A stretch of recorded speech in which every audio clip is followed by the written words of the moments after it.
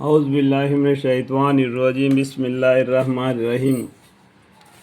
اور ان پر ضرور ایسا عذاب آنے والا ہے جو کسی طرح ہٹنے والا نہیں، اور جو ہماری بھیجے ہوئے فرشتے لوط علیہ السلام کے پاس آئے، یعنی لوط علیہ السلام کی قوم بہت سے حد سے گزر گیا تھا، اللہ تعالیٰ نے ان پر سزا دینے کے لیے فرشتوں کو بھیج دیا۔ وہ فرشتے وہ کام کرنے سے پہلے ابراہیم علیہ السلام کو جا کو ان کو بڑھاپے میں ایک بیٹا پیدا ہوگا، اس کا نام اسحاق ہوگا، اور ان کو بیٹا پیدا ہوگا، اس کا نام یعقوب علیہ السلام ہوگا۔ اس طریقے سے ان کو بشارت دے کر اور لوط علیہ السلام کے قوم پر کے طرف آئے۔ لوط علیہ السلام کی قوم بہت جھٹلانے لگی پیغمبر کو، اور حد سے باہر نکل کے الٹے سلٹے کام کرنے لگے تھے، ٹھیک ہے۔ تو وہ فرشتے لوط علیہ السلام کے پاس آئے، تو لوط علیہ السلام ان کی وجہ سے، وہ لوگ آنے کی وجہ سے یہ نہیں سمجھتے تھے کہ یہ فرشتے بول کے مغموم ہو گئے، یعنی دل میں بہت سی تنگ دل ہو گئے، اور ان کے آپ کے سبب تنگ دل ہوئے، یعنی جو مہمان ہمارے گھر میں آ گئے تو یہ قوم بہت گنہگار ہے، الٹے سلٹے کام کرتے ہیں، تو وہ دل میں تنگ دل ہو گئے، تنگ دل ہوئے، اور کہنے لگے کہ آج کا دن بہت بھاری ہے اللہ۔ اور ان کے قوم ان کے پاس دوڑی ہوئی آئی، اور وہ پہلے سے نامعقول حرکتیں کیائی کرتے تھے جو لوط علیہ السلام کی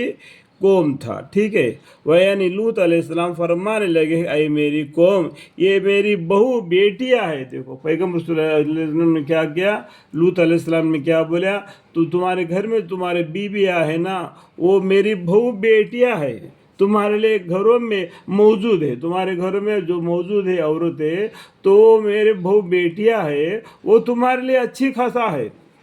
ان کے ساتھ تم رہنے کے لیے، ٹھیک ہے، اور تمہارے لیے اچھی خاص ہے۔ سو اللہ سے ڈرو اور میری مہمانوں میں مجھے فضیلت مت کرو، یعنی اللہ سے ڈرو، یہ میرے مہمان میرے پاس ہے، ان کے سامنے تمہیں بری حرکتیں کر کے اور مجھے بے عزتی مت کرو۔ اس طریقے سے انہوں نے اپنے قوم کو فرما دیا، کیا تم میں کوئی بھی معقول آدمی، یعنی جو سمجھدار آدمی اور بھلا مانوس نہیں ہے؟ تو سمجھدار آدمی بھلا آدمی نہیں ہے کیا؟ وہ لوگ کہنے لگے کہ آپ کو تو معلوم ہے کہ ہم کو آپ کی بہو بیٹیوں کی ضرورت نہیں۔ آپ سمجھ گئے وہ لوگوں کا دل کا کتنا غلط خیالات تھے۔ وہ لوگ کہنے لگے کہ آپ کو تو معلوم ہے کہ ہم کو آپ کی بہو بیٹیوں کی ضرورت نہیں، اور آپ کو تو معلوم ہے کہ جو ہمارا مطلب ہے، اللہم اغفر لی۔ وہ یعنی لوط علیہ السلام فرمانے لگے، کیا خوب ہوتا اگر میرا تم پر کچھ زور چلتا، یا میں کسی مضبوط پائے کی پناہ پکڑتا۔ اس طریقے سے مایوس ہو کر اپنے کمزوری کو ظاہر کرنے لگے، تو اس ٹائم پر وہ فرشتے کہنے لگے جو انسانی شکل میں تھے، اے لوط علیہ السلام، ہم تو آپ کے رب کے بھیجے ہوئے فرشتے ہیں۔ انہوں نے کیا بولا،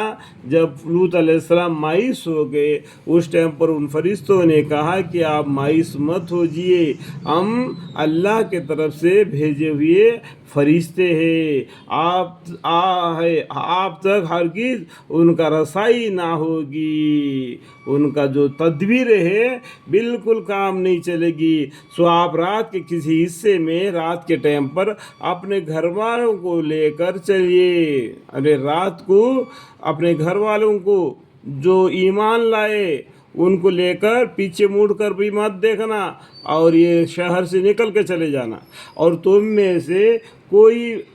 پیچھا پھر کر بھی نہ دیکھے، ہاں مگر آپ کی بیوی نہ جائے گی، یعنی لوط علیہ السلام کی بیوی بھی ان مجرم قوم کے ساتھ رہ جائے گی جن کے اوپر عذاب آ رہا ہے، ٹھیک ہے، اس پر بھی وہی آفت آنے والی ہے جو اور لوگوں پر آئے گی، اور ان کے وعدہ وقت صبح کا وقت ہے، کیا صبح کا وقت قریب نہیں؟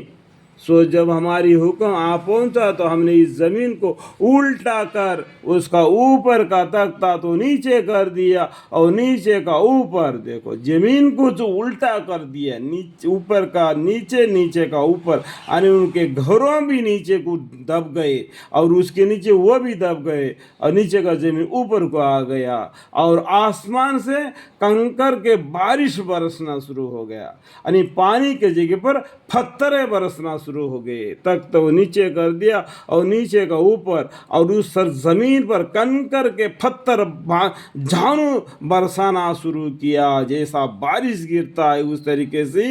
وہ کنکرے پتھریں گرنے لگے جو لگاتار گر رہے تھے, لگاتار جیسا بارش گرتا, جن پر آپ کے رب کے پاس خاص نشانی بھی تھی. یہ خاص ایک نشانی ہے اللہ کی طرف سے. ٹھیک ہے, دیکھیں اللہ علم تر کیفا سورہ پڑھیں گے, اس میں بھی ابابل پرندے بھی کنکر کے بارش برسائے جو کعبہ شریف کو تباہ کرنے کے ارادے سے ہاتھیوں کو لے کر آیا تھا. اس کو